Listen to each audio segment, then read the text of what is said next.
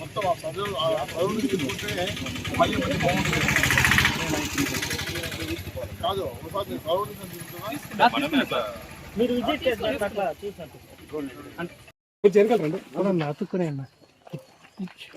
ఈ రోడ్ అంతా క్లీన్ చేయడం జరిగింది.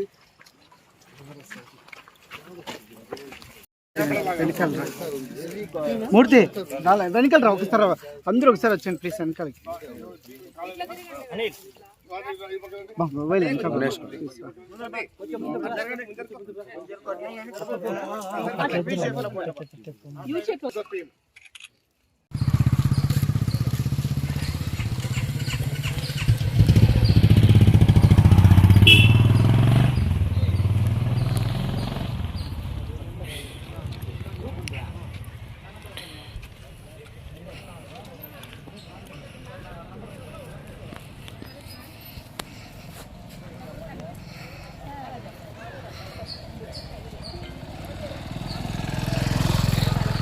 లేదు, ఇంకా లేదు.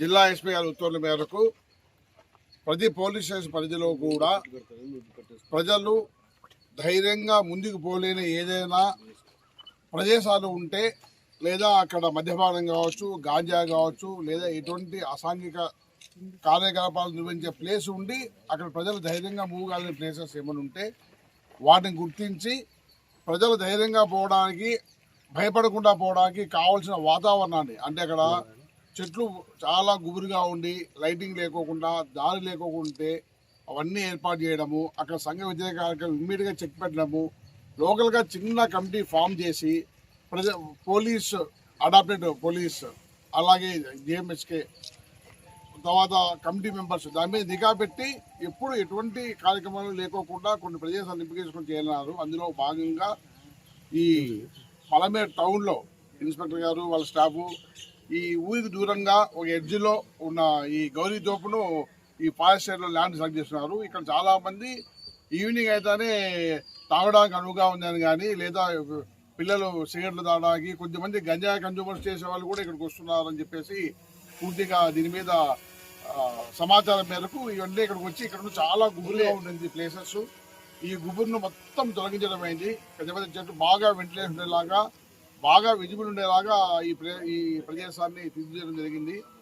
అలాగే లైటింగ్ కూడా నైట్ టైమ్స్ కూడా కనబడేలాగా చుట్టుపక్కల లైటింగ్ ఏర్పాటు చేయడం జరిగింది.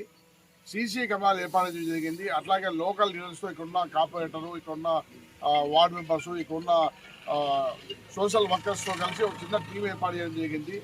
ఇది నిరంతర పర్యవేక్షణలో, పోలీసుల పర్యవేక్షణలో ఉంటుంది. ప్రజలు ఎప్పుడైనా ఎక్కడైనా ఏమాత్రం భయపడకుండా నిర్భయంగా వచ్చే ప్రదేశం ఇది ఒకటి. అందుకే దీనికి ధైర్య స్పర్శ అని ఒక పేరు కూడా ఎస్పీ గారు క్రియేట్ చేయడం జరిగింది.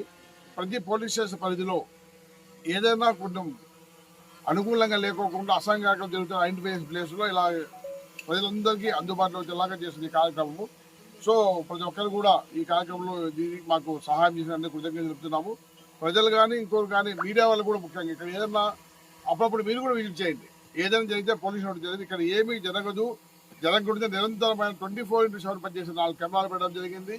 ఒక కమిటీ కూడా ఏర్పాటు జరిగింది. ఇంకా మిగిలిన విషయాలు కమిటీ మెంబర్స్, మా ఇన్స్పెక్టర్ చెప్తారు. Thank you.